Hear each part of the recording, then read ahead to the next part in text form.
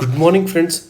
Today is the 20th of June. We start our Hindu discussion of 20 जून। तो हम अपना 20 जून का डिस्कशन स्टार्ट करते हैं विदाउट वेस्टिंग सिंगल मिनट। आज संडे है तो हम आगे फ्रंट पेपर में जो न्यूज़ है कुछ भी रिलेटेड टू यूपीएससी नहीं है। आप गुप्कर अलायंस याद रखना, सारी जितनी पार्टी हैं किसकी, जम्मू कश्मीर की, उन्होंने मिलकर एक अलायंस बनाया। बस कुछ पूछ ले किसी एग्ज़ाम में, इवन यूपीएससी कभी पॉलिटिकल न्यूज़ नहीं पूछता, कोई और एग्ज़ाम में पूछ ले तो आपको याद रखना है कोई ये एक राजनीतिक अलायंस है। फिर आती है हाई कोर्ट ने डायरेक्ट ऑर्डर दिए हैं एनएचआरसी को to examine the complain of Bengal में जो वायलेंस हुए थे उनकी रिपोर्ट को एग्जामाइन करो, कंप्लेन करो। तो वो हमारे लिए इंपॉर्टेंट नहीं है क्या दंगे थे क्या नहीं थे, हमारे लिए इंपॉर्टेंट है national human right council important है। दूसरी जो न्यूज़ आती है मतलब कि फ्लाइंग सिख जो थे रिलीव अपसेट न्यूज़ है, एक ब्रेव मैन थे उनकी, तो उनके लिए श्रद्धांजलि आपको देनी चाहिए। दूसरी जो न्यूज़ आती है राजस्थान वुमेन जो है उन्होंने नेचर को एज ए ट्री को एज ए ग्रीन फैमिली के रूप में अडॉप्ट किया है। तो ये आपको कहीं केस स्टडी या फिर ऐसे लिखने के लिए आए तो आप उसको मेंशन कर सकते हैं। उन्होंने सैपलिंग की है नियर अबाउट 51 सैपलिंग की हैं और उसको नाम दिया है हरित मारुभूमि ड्राइव को लैंग्वेज में बोलते हैं मारी भूमि, तो मारुभूमि राजस्थानी लैंग्वेज मारुभूमि बोलते हैं। तो ट्रीट किया है प्लांट को green member as a green member. और ये चूरू डिस्ट्रिक्ट, आप एग्जाम्पल नोट करना, ये कहीं लिखने के लिए पूछा जा सकता है। चूरू डिस्ट्रिक्ट आज जो कल जो दिन सेलिब्रेट किया गया world day to combat desertification and drought. जो डेजर्टिफिकेशन जो बढ़ता जा रहा है मतलब कि रेतीली ज़मीन बढ़ती जा रही है उसको रोकने के लिए सैम्पलिंग स्टार्ट की गई है। हरित मारुभूमि green desert land drive tree इसे मतलब कि एक ट्री लगाए हैं अलग अलग जगह सब जगह। तो ये एक चीज़ है planted tree leaves climate ecosystem to generate environment sensitive and empowerment, ये सारी चीज़ में की गई है। और अडॉप्ट किया है उन्होंने ट्री को एज ए लिविंग और एज ए सन के रूप में अडॉप्ट किया है, ग्रीन फैमिली के रूप में। तो बस यही सारी चीज़ है जो इससे श्याम सुंदरी आपकी जैनी है, इनको अवार्ड भी मिल चुका है। इनकी रेसिपेंट है of the year of this year land for life award जो यूएन देता है। तो आपको ये अवार्ड याद रखना है। जो ये मिशन चला रही हैं, जो इस मिशन को वर्क कर रही हैं, उनका नाम श्याम सुंदरी जैन ही है, ठीक है ना। तो वो जो आपके रिसिपेंट है इस साल के लिए इस अवार्ड के लिए। आगे चलते हैं जो न्यूज़ आती है। अब हम आते हैं अपने बेसिक नोट पर जो मैं आपको नेशनल ह्यूमन राइट काउंसिल बताने वाला हूँ। ये क्वेश्चन है, आप पीडीएफ में पढ़ सकते हैं इसे और इसका आंसर देना जब मैं इसको पढ़ा दूंगा पूरा। अगर आपको इसकी पीडीएफ चाहिए तो वीडियो के नीचे डिस्क्रिप्शन बॉक्स में ग्रुप का लिंक है, ले सकते हैं। वीडियो लंबी होती है मुझे पता है, पर मेरी कोशिश ये रहती है जो चीज़ पढ़ाऊँगा तो मतलब उसे एंड तक पढ़ना चाहिए। एनएचआरसी ये क्या है? नेशनल ह्यूमन राइट कमीशन है, ठीक है ना। ये गवर्नमेंट ऑफ इंडिया है with the mission to promote करने के लिए कि ह्यूमन राइट प्रमोट करने के लिए। और ये मतलब कि स्टैट्यूटरी बॉडी है, mention in the constitution of India में, इस्टेब्लिश 1993 में की गई थी। किस चीज़ के लिए? Protection of human right act, ये वाला एक्ट लागे। What is national human right commission है क्या? ये एक तरह से इस्टेब्लिश की गई थी 1993 में एक इंडिपेंडेंट स्टैट्यूटरी बॉडी, यानी कि किसी एक्ट से बनाई गई है, स्टैट्यूटरी पार्लियामेंट्री एक्ट से। प्रोविज़न क्या है इसके अंदर कि प्रोटेक्शन करना है, ह्यूमन राइट एक्ट लेके आते, यही एक्ट है जिससे बनाई गई है 1993 में। अमेंड इसको किया गया 2006 में। क्या अमेंड किया गया कि मतलब एक human right are the dispensable part of the society, एक पार्ट है सोसाइटी का। Human right in India is watch by, जो वायलेशन होता है ह्यूमन राइट का वॉच कौन करता है? उसे नेशनल ह्यूमन राइट करती है कि ढंग से काम हो रहा है आपकी कंट्री में, ह्यूमन राइट्स के ऊपर कोई वायलेशन तो नहीं हो रहा। और ये क्या करती है एनएचआरसी? ये लुक भी करती है ओवर द राइट जो है related to the life, dignity, liberty, equality, उन सब चीज़ों को चेक करती है। एक गारंटीड देती है कॉन्स्टिट्यूशन जो हमें, they are guarantee by the constitution of India, क्योंकि ये चीज़ हमें life to dignity, liberty, equality, ये हमारे कॉन्स्टिट्यूशन ने हमें गारंटीड दी है। ये ढंग से इन्फोर्सेबल हो रहा है, इसको कौन चेक करेगा? इसको ह्यूमन राइट चेक करती है। फिर नेशनल जो human right commission establish the complain with the Paris principle of human right 1991। ये जो Paris principle of human right है, इसको देखे प्री का इंपॉर्टेंट पॉइंट हो सकता है। इसको देखने के बाद ये अडॉप्ट किया गया था, प्रमोट करना है हम लोगों को भी, इंडियन के लोगों को भी प्रोटेक्शन करना है ह्यूमन राइट का, ठीक है ना। तो उसके बाद ये सब चीज़ बनाई गई थी United nation eight is general assembly 1993 में, ये सब चीज़ें देखते हुए। फिर उसके बाद नेशनल ह्यूमन राइट की हिस्ट्री क्या है आपने देखा होगा। मैंने अभी आज को क्या पढ़ाया था, मैंने आपको कल यूएनओ पढ़ाया था, इंटरनेशनल वाली ऑर्गेनाइजेशन की जो प्ले लिस्ट है उसमें जाके देखना। उसमें मैंने यूएनजीसी पढ़ाया था, यूएनजी जनरल असेंबली पढ़ाया था। उसमें ह्यूमन राइट का जो हुआ था 1948 में जो स्टार्टिंग हुई थी वो इसमें जिक्र कर रहे हैं कि 1948 में फर्स्ट टाइम यूएन ने अडॉप्ट किया था universal declaration of human right. तो 991 में पेरिस प्रिंसिपल फॉलो किया गया था ह्यूमन राइट्स के लिए। 993 में इंडिया ने वो प्रिंसिपल को मानते हुए इंडिया में एक्ट लेके आ गई और ह्यूमन राइट की फॉर्मेशन इंडिया में भी कर दी गई। प्रोटेक्शन क्या करना था, वही काम जो करना था, प्रोटेक्ट करना था ह्यूमन राइट को। और उसके बाद स्टेट में भी इस्टेब्लिश होगी स्टेट ह्यूमन राइट कमीशन। अब कंपोजिशन क्या होता है इसके अंदर? इसके अंदर चेयरमैन होते हैं, एक तो चेयरमैन होता है इसके अंदर, और 8 इसके मेंबर्स होते हैं इसमें, ठीक है। Those 8 member are 4 full time member, मतलब कि 4 फुल टाइम होते हैं, 4 आपको डिम्ड मेंबर होते हैं, यानी कि इसमें से अलग अलग होते हैं, ये इंपॉर्टेंट नहीं है, पर ये एक चेयरमैन और 8 मेंबर इसके अंदर होते हैं, ये आपको याद रखना है। चेयरमैन मोस्टली कौन होता है? चीफ जस्टिस होता है इंडिया, रिटायर्ड चीफ जस्टिस होते हैं। मेंबर में कौन हो सकता है? सुप्रीम कोर्ट का कोई अदर जज। दूसरे मेंबर में कोई हाई कोर्ट का रिटायर्ड जज हो सकता है, ठीक है ना। फिर 2 मेंबर कौन होंगे? कैंडिडेट, उनके पास नॉलेज होगी, मतलब प्रैक्टिकल एक्सपीरियंस होगा किस चीज़ का, ह्यूमन राइट का। अब एक्स ऑफिशियो मेंबर कौन होंगे जो डिम मेंबर है, वो जो अदर कमीशन है, जैसे national commission of minority, national commission of schedule caste, national commission of schedule tribes, national commission of women. अभी याद रखना नेशनल कमीशन ऑफ बीसी भी आ जाएगी इसके अंदर, ये भी याद रखना। तो सारे ये जो कमीशन के चेयरमैन होते हैं वो भी इसके मेंबर होते हैं, चेयरपर्सन इन कमीशन के। अपॉइंट कौन करता है? ऑब्वियसली बात है प्रेसिडेंट अपॉइंट करता है। इसके लिए भी एक सिलेक्टिंग कमेटी होती है इनको अपॉइंट करने के लिए सब आदमियों को। उसमें prime minister, speaker, union home minister, deputy chairman of Rajya Sabha. तो इसमें क्या है, आपको क्या देखोगे इसमें, आपको कौन नहीं मिलेगा? लीडर ऑफ अपोजिशन, या लीडर ऑफ अपोजिशन हो या कोई सबसे बड़ी पार्टी जो है अपोजिशन में, उसका कोई लीडर अपॉइंट किया जाए। तो ये सब चीज़ 5 आदमी अपॉइंट करते हैं। तो 5 आदमी अपॉइंट करते हैं एक चेयरमैन और 8 मेंबर को। 8 में से भी 4 जो होते हैं उसमें अपॉइंट करते हैं, 4 तो ऑटोमेटिक बन जाते हैं, क्योंकि 5 हो जाएंगे शायद। आप देख लेना एक बार, न्यू एडिशन जो है 6th एडिशन, उसमें बीसी को भी ऐड कर दिया गया है, national commission of backward caste वाले को भी। अब फंक्शन ऑफ पावर क्या होती है इसकी, वही सब चीज़ चेक करने, प्रोटेक्शन हमारे इंडिया में अच्छे से हो पा रहा है नहीं हो पा रहा, कोई नेग्लिजेंसी तो नहीं है, प्रिवेंट तो नहीं है, वायलेशन तो नहीं कर रहा, पब्लिक सर्वेंट तो किसी के साथ हैरेस नहीं कर रहा, सब चीज़ को चेक करती है कि national commission can be investigate any complaint related to the human right in India. Either तो या तो कंप्लेन आई है उसके पास, या वो खुद भी कर सकती है, स्यू मोटो भी ले सकती है, अपने आप भी देख सकती है कोई पिटीशन को अगर उसे लगता है। ये इन्वॉल्व रहती है, यानी allegation violence of human right, उसमें चेक करती है, देखती है। फिर जो प्रिजनर्स होते हैं, जो इंस्टीट्यूशंस होते हैं जहाँ पे कंट्रोल होता है स्टेट गवर्नमेंट को, ऑब्जर्व करती है जहाँ पे लिविंग कंडीशन वहाँ पे कैसी है, कैदी ढंग से रहते हैं जेल के अंदर, नहीं क्या उनका वायलेशन होता है।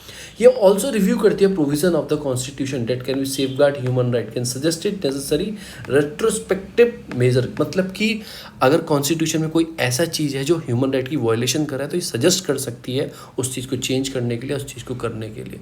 ये रिसर्च करती है in the field of human right को कैसे अच्छा बनाया जाए, कैसे प्रमोट किया जाए। अवेयरनेस लिटरेसी प्रोग्राम चलाते हैं रिलेटेड टू ह्यूमन राइट्स से रिलेटेड। ये power to recommended suitable step कैसे लिया जाए, कैन प्रिवेंट, रोका जा सके कि वायलेशन ह्यूमन राइट को कम किया जा सके इन इंडिया, बोथ सेंट्रल और स्टेट लेवल में, दोनों जगह। President of India get an annual report from the NHRC which let down the before the house of the parliament. ये क्या करती है, अपनी रिपोर्ट प्रेसिडेंट ऑफ इंडिया को सौंपती है। वो क्या रखते हैं, वो हाउस ऑफ पार्लियामेंट में रखते हैं। वो रिपोर्ट को प्रेसिडेंट कहाँ पे रखते हैं, वो रिपोर्ट को प्रेसिडेंट पार्लियामेंट के अंदर उसे रखते हैं। तो ये हमारी होगी, सफाई करते रहना चाहिए, अभियान चलता रहना चाहिए। तो ये अब लिमिटेशन भी इसकी कुछ है इसके अंदर। लिमिटेशन क्या है कि आप बताऊंगा कि रिकमेंडेशन मेड बाय NHRC ये बाइंडिंग नहीं है।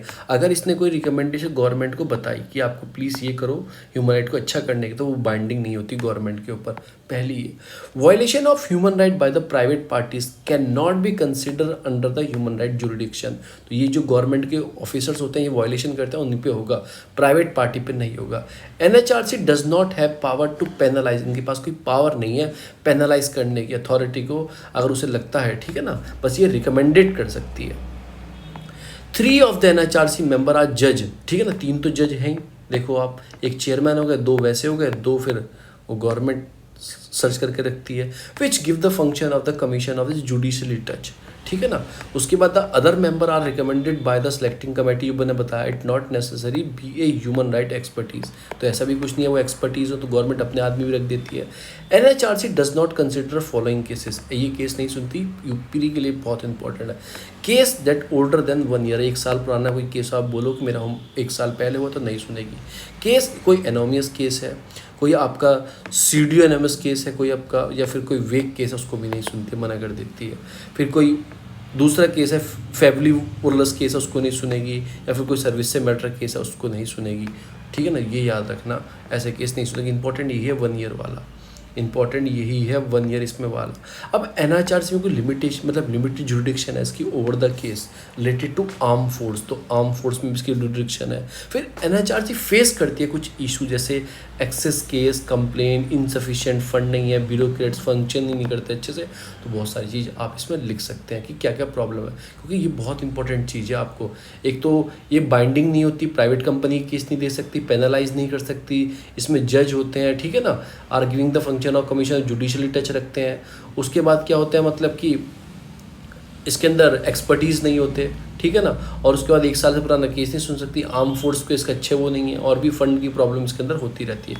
Major issue related to the NHRC, ये कुछ इशू है इंडिया फेस है human right violation large scale पे इंडिया के यहाँ होता है due to the various reason. तो ह्यूमन राइट जो कमीशन है वो टेकअप करती है most of the issue around the country, most of the issue around the country. Some of the mention कैसे इशू देख सकती है, एक तो कितने इशू नहीं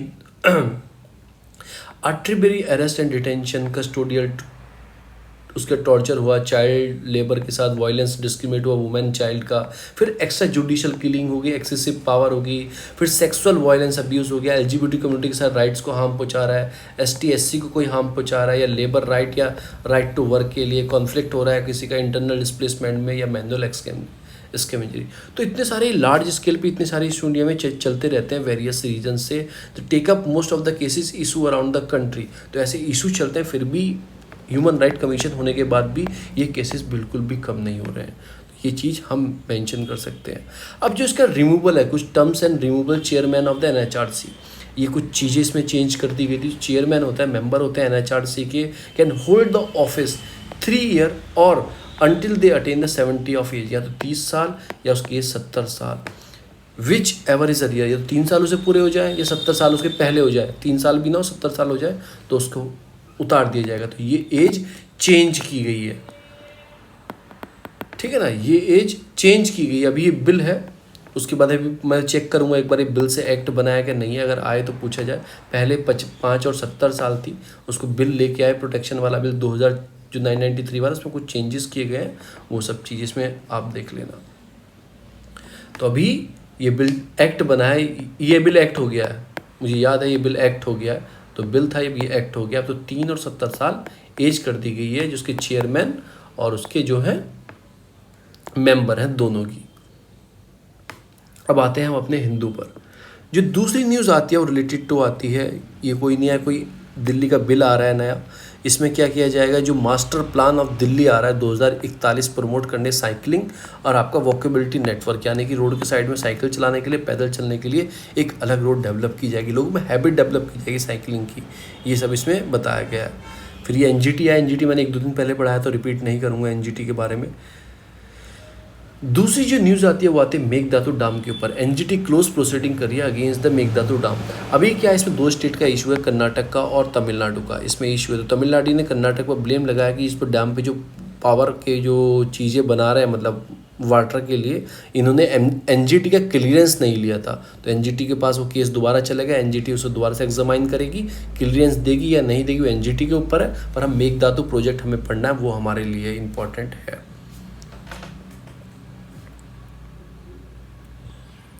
जो मेघदातु केस है being set up by the Karnataka government, ये कर्नाटक गवर्नमेंट सेटअप कर रही है। And the project near the Mekedatu, आपका रामनगरम जो जगह है, ठीक है ना, डिस्ट्रिक्ट जो है उसके अंदर ये किया जा रहा है आपका रामानगरम करके जो डिस्ट्रिक्ट है, across the river of Kaveri, Kaveri के ऊपर तो पहले इशू चलता है फ्रॉम तमिलनाडु। इस प्रपोज द कैपेसिटी 48 टीएमसी का 1000 जो मिलियन क्यूबिक फीट का बनाया जाएगा। प्राइमरी ऑब्जेक्ट क्या है कि supply of drinking water to Bengaluru state को पानी देना। एंड रिचार्ज करना ground water table in the region. तो ये कर्नाटक गवर्नमेंट डेवलप कर रही है, उनका रीज़न क्या है कि बेंगलोर को पानी देना, तो ये डेवलप किया जा रहा है यहाँ पे। ये बॉर्डरिंग स्टेट है, इधर तमिलनाडु है, इधर कर्नाटक है, तो ये कहाँ कर्नाटक बनाया जा रहा है, मेकीदातु। तो ये इसका इशू है, वो बोल रहे हैं कि हमें पानी नहीं आएगा, यहाँ से डाइवर्ट कर देंगे इधर उधर तो पानी भेज देंगे। डिस्प्यूट है दोनों के बीच में, Karnataka Tamil Nadu over the Kaveri water पे तो है ही, इस प्रोजेक्ट के ऊपर भी है। For many years both the state have maintain the difference over the sharing of water. ये आपको याद रखना है कौन से स्टेट में ये आता है।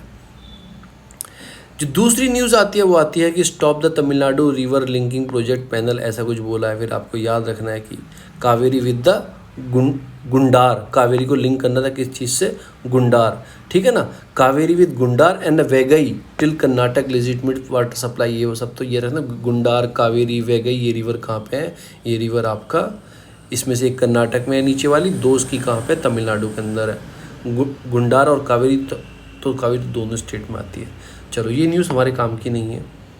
Certificate to identify the transgender, अभी जो ट्रांसजेंडर थे ना उन्हें परमिशन दी गई थी, बिल आया था कि वो अपना रजिस्ट्रेशन करा के सर्टिफिकेट ले सकते हैं। उसके लिए ऑनलाइन पोर्टल चला रखा है, तो उसको और स्पीड अप बनाया जाएगा। दूसरी जो न्यूज़ आती है अभी, डोवाल और पाक एनएस से टू अटेंड शंघाई कॉपरेशन की मीटिंग होने वाली है। तो मे बी जो शंघाई कॉपरेशन ऑर्गेनाइजेशन है उसमें दोनों एनएस से, इंडिया के एनएस से और पाकिस्तान के एनएस से मिलेंगे। वो 10 जो मीटिंग होने वाली है, 10 ने भी होने वाली है, तो दशाने भी होने वाली है मीटिंग ये, तो आपको याद रखना है। तो मीटिंग में क्या बात होगी, वो तो बात की बात है कि चीज़ों पे बात की जाएगी, रीजनल एंटी टेररिस्ट स्ट्रक्चर पे बात की जाएगी, इधर एलओसी पे बात की जाएगी, तो वही सारी चीज़ें बात होगी। उसके बाद हम पढ़ेंगे, हमें क्या पढ़ना है, शंघाई कॉपरेशन के बारे में हमें पढ़ना है, वो मैं लास्ट में पढ़ाऊंगा। पहले मैं सब चीज़ बता दूं। India stand the resolution of Myanmar, Myanmar में जो चल रहा है ना, इंडिया की उसकी बोटिंग से बाहर, मतलब इंडिया वहाँ से अपने उठ के चुपचाप बाहर चला गया विदाउट बोटिंग किया। ऐसा क्यों किया, क्योंकि इंडिया कहीं ना कहीं साइलेंट रहना चाहता है, क्योंकि जो जुंटा की वहाँ पे गवर्नमेंट है, जुंटा की गवर्नमेंट है, उसे बैक सपोर्ट, मतलब वो चाइना ऐसा बोलते हैं कि चाइना को सपोर्ट करते हैं उन्हें, ठीक है। अगर हम उनके और अगेंस्ट हो तो चाइना के साथ म्यांमार पूरा क्लोजली जा सकता है, इसलिए इंडिया साइलेंट रहा, कुछ नहीं इंडिया ने बोला। फिर आईसीजे की जो हमारी सीरीज चल रही है किस चीज़ की, कि इंटरनेशनल ऑर्गेनाइजेशन की, उसमें आज हम आईसीजे पढ़ेंगे, तो यहाँ पे हम इसको नहीं पढ़ेंगे। फिर आती जम्मू कश्मीर में आपका डिलिमिटेशन कमीशन पैनल बनाया गया है, इसके बारे में पूरा बताऊंगा कि ये डिलिमिटेशन कमीशन कैसे बनती है, डिलिमिटेशन कमीशन उसमें क्या क्या होता है, क्या क्या चीज़ें होती हैं। अभी जो 3.6% पॉपुलेशन फुल्ली वैक्सीनेट हो चुकी है इंडिया में, अभी तो 94.4% बची हैं, पता नहीं कितना टाइम लगेगा, 94%। फिर आगे चलते हैं, सऊदी अरेबिया में डिस्ट्रॉय किया है 10 जो आहूती ड्रोन्स को। ये यमन में, देखो ये सऊदी अरेबिया का एरिया है, नीचे यमन है और इधर ओमान है। तो ये जो क्लैश चलता है बीच में, ये साना डिस्ट्रिक्ट जो है आपकी कहाँ पे, यमन में। तो ये आहूतीज़ हैं, ये रिवाइबल्स हैं जो हमला करते रहते हैं, किस चीज़ पे, सऊदी अरेबिया पे हमला करते रहते हैं। ये बोलते हैं कि सऊदी अरेबिया ने हमारी लैंड को कब्जा किया है। इनको बैक सपोर्ट कहाँ से मिलती है, इनको बैक सपोर्ट ईरान से मिलती है, ऐसा सऊदी अरेबिया ब्लेम करता है। तो आपको बस इनको याद रखना है, ये कहाँ के हैं, ये यमन के साना डिस्ट्रिक्ट के हैं। दूसरी जो न्यूज़ आती है, अर्थ योर स्टेबल, जो राइस है ना दिन पर दिन उनका न्यूट्रिशन कम होता जा रहा है। वो ऐसा क्यों हो रहा है, क्योंकि हमें क्या कर रहे हैं, हम जो ईल्ड को इंक्रीज़ कर रहे हैं और रेट ऑफ न्यूट्रिशन कम होता जा रहा है। बस इतनी ही न्यूज़ आई है। इन्होंने बताया कि इन्होंने टेस्ट किए हैं कुछ सीड्स को, पुराने साल के जो बैंक में रखे थे, क्योंकि बैंक होते हैं, Indian council agriculture research institution ने कुछ चेक किया है जो राइस को कहाँ से लाए, तो चेक करने में पता लगा है कि जो आपको आयरन और जिंक जो उससे मिलता था वो बहुत कम मात्रा में आपको मिलने लगा है, यील्ड की वजह से बढ़ाने लगे हैं। फिर ये इतनी इंपॉर्टेंट न्यूज़ नहीं है, डेल्टा प्लस। अभी जो इंडिया में नया वेरिएंट देखा जा रहा है वो डेल्टा प्लस है। मैं इसको नहीं पढ़ाऊँगा, बिल्कुल भी नहीं पढ़ाऊँगा, क्योंकि वो एक तरह से लोगों के मन में एक एंजाइटी क्रिएट करता है कि फिर दोबारा मोर डेडली बढ़ने वाला है, जो वैक्सीन आपने लगवाई है वो फेल हो जाएंगी इस वेरिएंट के बाद, against the variant Covaxin Covishield काम नहीं करेगी। तो मैं इस आर्टिकल को नहीं पढ़ाऊंगा, क्योंकि यूपीएससी के लिए इंपॉर्टेंट नहीं है, पर थोड़ा इन्फॉर्मेशन के लिए इंपॉर्टेंट। बस ये रखना, जो न्यू म्यूटेशन आ रहा है डेल्टा वेरिएंट का, वो ये है K417N करके, और इसको डेल्टा वेरिएंट को क्या बोलते हैं, 161721, इसको भी म्यूटेट होकर ये बनने वाला है ये। तो ये सारी चीज़ है इसमें।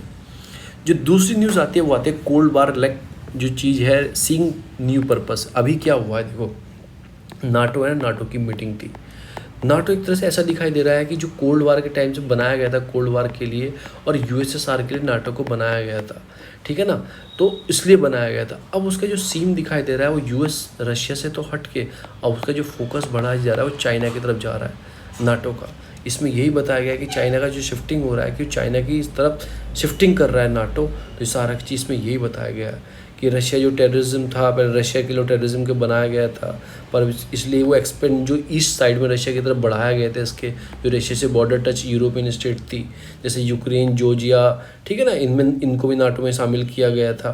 तो अब इसको क्या देखा जा रहा है कि जो इसका शिफ्टिंग है वो रशिया को तो छोड़ के रशिया से तो छोड़ के अभी चाइना की तरफ शिफ्ट कर रहा है। तो हम यही पढ़ेंगे नाटो है क्या, नाटो है क्या, इसमें यही है, आप थोड़ा पढ़ लेना। आगे कोई भी न्यूज़ रिलेटेड टू यूपीएससी नहीं है, फिर कुछ चीज़ें हैं 1958 में इन्होंने मतलब कि मिल्खा सिंह के बारे में इनका अचीवमेंट है पूरी लाइफ के, उन्होंने कहाँ पे क्या क्या चीज़ें जीती हैं।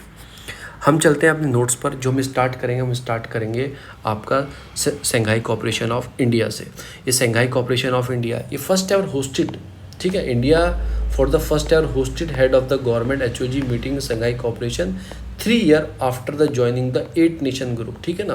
फोकस क्या है, एक तरह से वर्चुअल कॉन्फ्रेंस हुई थी, developing on the pandemic time virtual इसकी कॉन्फ्रेंस हुई थी, दोबारा से मीटिंग होने वाली है, उसमें एनएस से मिलेंगे।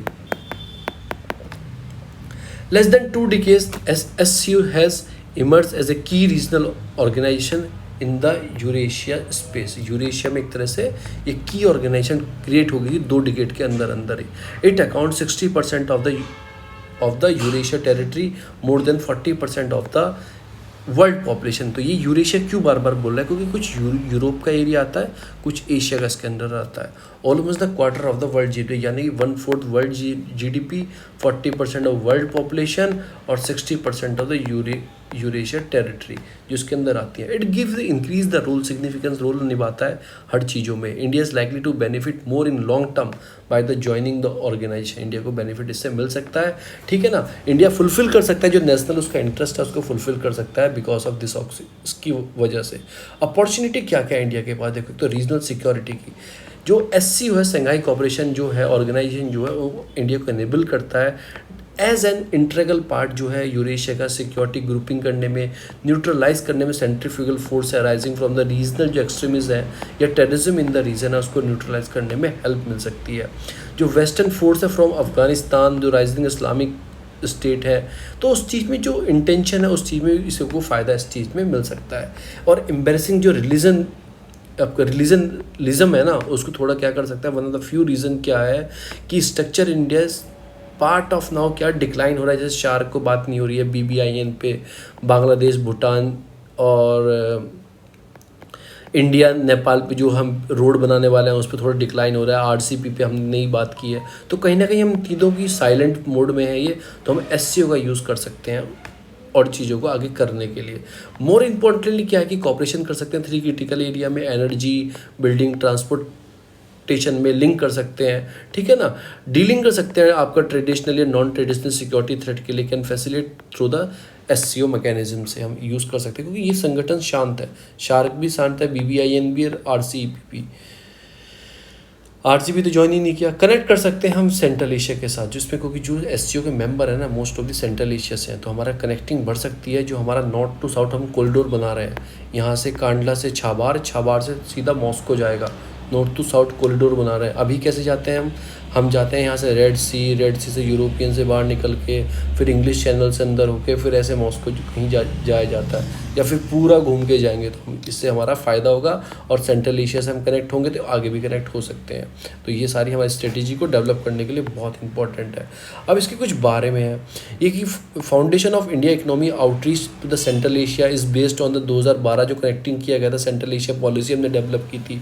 उस चीज़ में 4C पे हमारी पॉलिसी डेवलप थी, कॉमर्स, कनेक्टिविटी, आपका कंसुलर और कम्युनिटी, इन सब चीज़ों में हमारी चीज़ थी। Dealing with Pakistan and China, SCO provide the India, क्योंकि दोस्त के अंदर दोनों देश हैं तो हम डील कर सकते हैं पाकिस्तान और चाइना के साथ बैठ के। ब्रिंगिंग स्टेबिलिटी इन अफगानिस्तान, अब यहाँ से अमेरिका मूव कर रहा है, एक पॉइंट आप लिख सकते हो। तो एससीओ में आप बैठ के डील कर सकते हो, जो अफगानिस्तान में चीज़ें हैं उसे स्टेबल कर सकते हो अगर एससीओ के सारे मेंबर साथ में आ जाएंगे, ठीक है ना। स्ट्रेटेजिक बैलेंस रख सकते हैं एससीओ से हम, जो हमारी चीज़ें हैं जियो पॉलिटिक्स है उसका बैलेंस हम रख सकते हैं। फाउंडेशनल डायमेंशन रख सकते हैं सिक्योर का, जो एक सिक्योर जो हम चीज़ जो हमने बोला है ये एक्नॉलेज है, ठीक है। इंडियन प्राइम मिनिस्टर ने क्या बोला है कि एट्रिकुलेट किया कि foundation dimension of Eurasia by secure. Secure से मतलब S for security of our citizen, E for economic development to all, C for connecting to the region, U for the unite our people, R for the respect the sovereignty integrity, E for the environment protection। तो आपको ये किसी भी exam में आप पेल सकते हो, इसे लगा सकते हो। चैलेंजेस क्या है इंडिया के लिए, तो एक तो यही है denial of the direct land of connectivity, ठीक है ना। द मेजर यही सारी चीज़ें, India expand the engagement in Eurasia, पर हमारे पास डायरेक्ट लैंड कनेक्टिविटी नहीं है, वो डेवलप करनी पड़ेगी। ग्रोइंग चाइना इंडिया कन्वर्जन, मतलब चाइना जो और रशिया, चाइना और रशिया का जो कन्वर्जन दोनों साथ में आ रहे हैं, तो एक तरह कहीं से इंडिया के लिए थ्रेट बनता जा रहा है, क्योंकि इसमें जो मेजर जो कंट्री हैं वो चाइना और रशिया, उसके बाद इंडिया, यही है। अगर दोनों साथ आ जाएंगे तो इंडिया इसमें कमज़ोर पड़ जाएगा।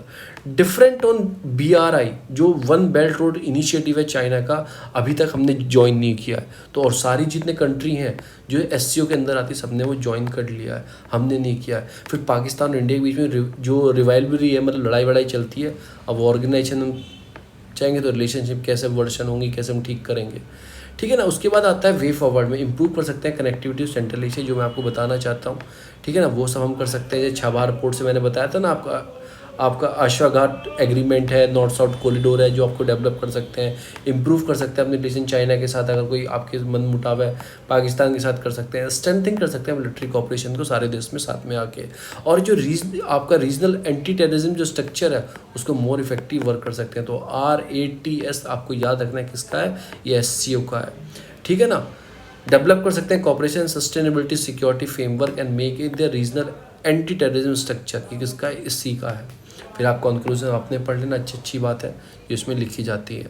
अब इसमें कुछ देश है, मैं आपको बता दूं, ये सारे इसमें देश हैं। जैसे आपका चाइना हो गया, इधर पाकिस्तान हो गया, इंडिया हो गया आपका, इसके बाद तजाकिस्तान हो गया, उज़्बेकिस्तान हो गया, आपका किर्गिस्तान हो गया, उसके बाद कजाकिस्तान हो गया, उसके बाद आपका ये तजाकिस्तान था, उज़्बेकिस्तान था, ये किर्गिस्तान था, ये कजाकिस्तान था, और ऊपर रशिया था। तो ये सारे इसके नेशंस हैं। तो सारी कंट्री आती हैं जिधर आते हैं, मंगोलिया छोड़ के, मंगोलिया इसमें नहीं है, जापान इसमें नहीं है, नॉर्थ कोरिया साउथ कोरिया इसके अंदर नहीं है।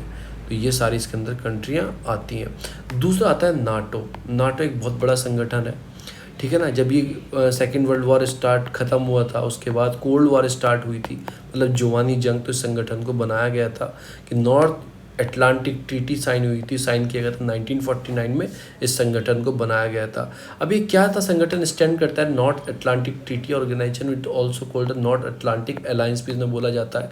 एक इंटर गवर्नमेंट, मतलब बहुत सारे देश इसमें साथ बैठते हैं, तो बहुत सारे देशों का एक मिलिट्री अलायंस है। तो याद रखते हैं मिलिट्री अलायंस है, based on the North Atlantic Treaty. Sign कब हुई थी, 1949 में, हमारी आज़ादी के 2 साल बाद।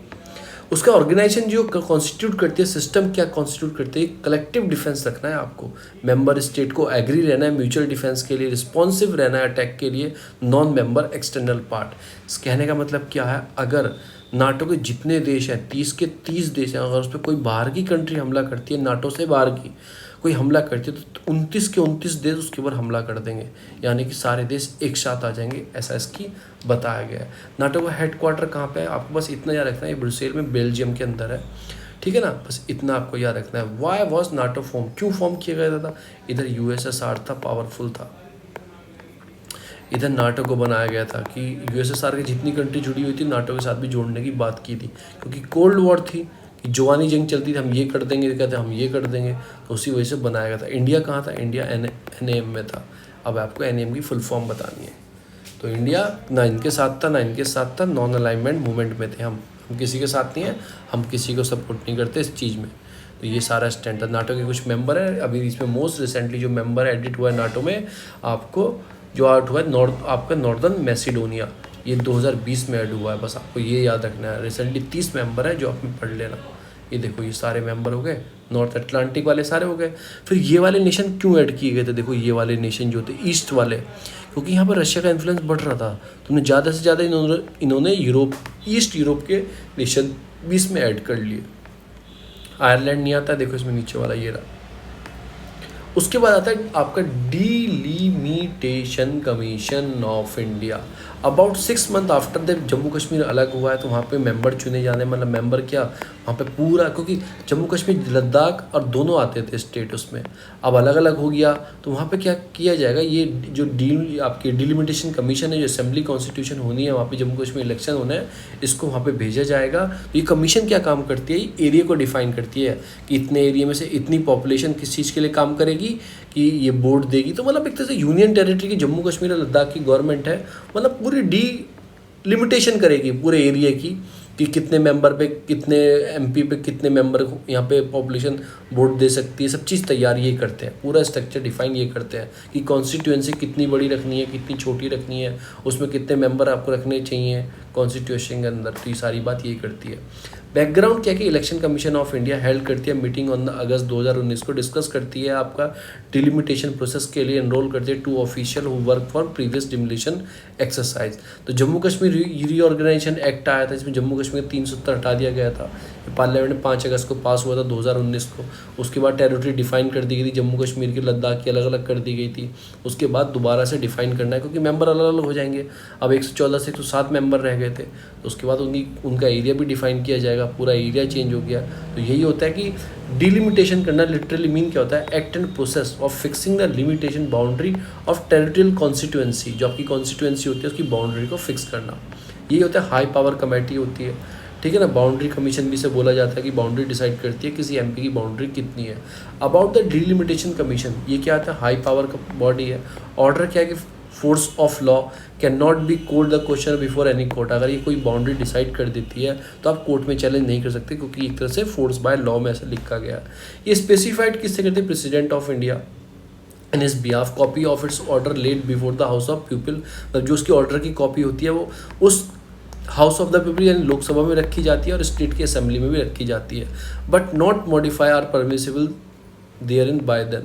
इसमें कोई चेंज नहीं कर सकते, कौन नहीं चेंज कर सकते, जो हाउस के मेंबर हैं। अब से पहले इंडिया में 4 बार एक बन चुकी है, 52 में, ठीक है, 63 में, 73 में, 2002 में।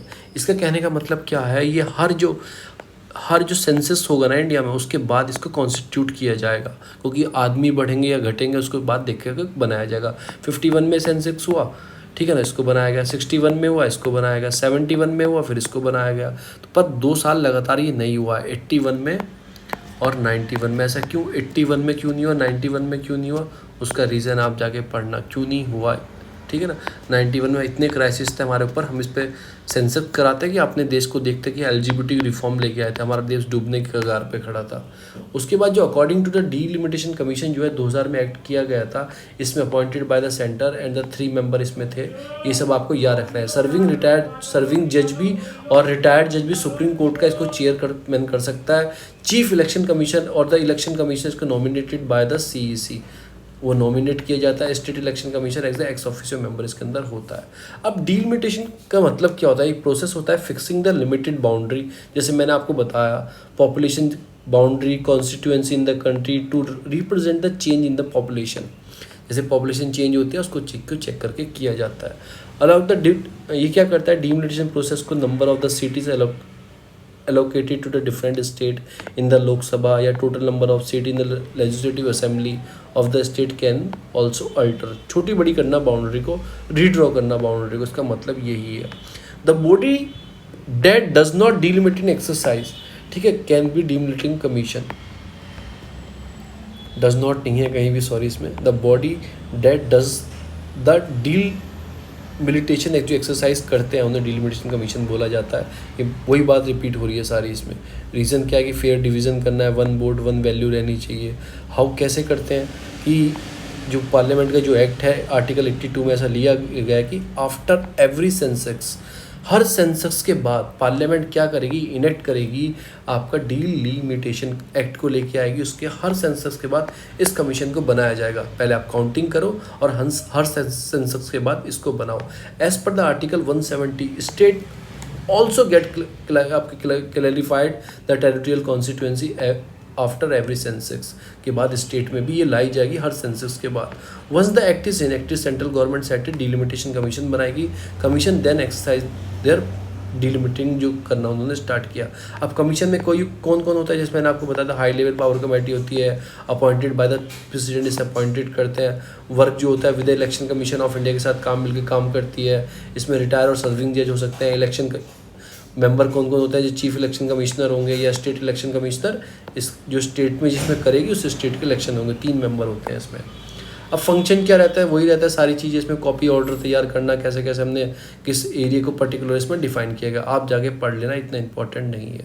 अभी पास्ट में 4 बार बन चुकी है, ठीक है, आपको मैंने बता दिया 52, 63, 72, 2 साल नहीं बनी है, 81 में और 91 में नहीं बनी है, उसके सेंसस के बाद ही नहीं बनी है।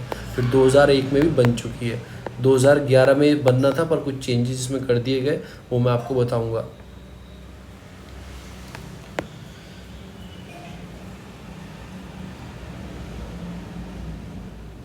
सॉरी, तो इसमें 81 में 91 में इसको नहीं बनाया। प्रॉब्लम क्या है इसके अंदर कि ये क्या state that have not achieve any significant, मतलब कि reducing their population could end up the large number of the seat in the parliament in 2008, ठीक है ना। 1971 के बेस पे फिक्स कर दी गई कॉन्स्टिट्यूशन ऑफ इंडिया, राज्यसभा इतनी सीटें हैं, ठीक है। अब इसमें क्या किया गया है ना, जो इसकी सीट है, जो पार्लियामेंट की सीट है, जैसे 550 आपकी लोकसभा की, 250 आपकी राज्यसभा की, ये जो सेंसेक्स आया था 1971 का, उसके बेस पे फिक्स कर दी गई है।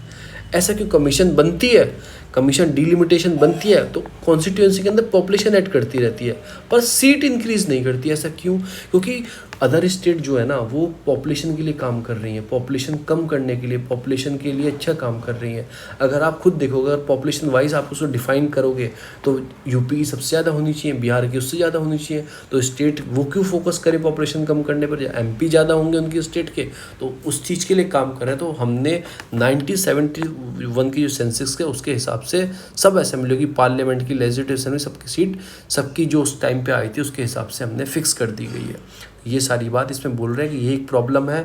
और अभी हमने क्या कर दिया था, 2011 के सेंसेक्स आया था, उसके बाद भी कमीशन बनी थी, कॉन्स्टिट्यूशन में लिखा हुआ है, पर हमने उसको क्या कर दिया, पोस्टपोन कर दिया और कैप कर दिया, बिल ला के अमेंडमेंट करके पोस्टपोन कर दिया और बिल लेके आए 2026 से पहले नहीं हो सकती, उसके बाद ही होगी। उसके बाद भी नहीं हो सकती, 2026 के बाद भी नहीं हो सकती, जब तक 2031 में क्या आएंगे सेंसेक्स होगा उसके बाद ही होगी। इसका मतलब ये है कि through out achieve the through out India.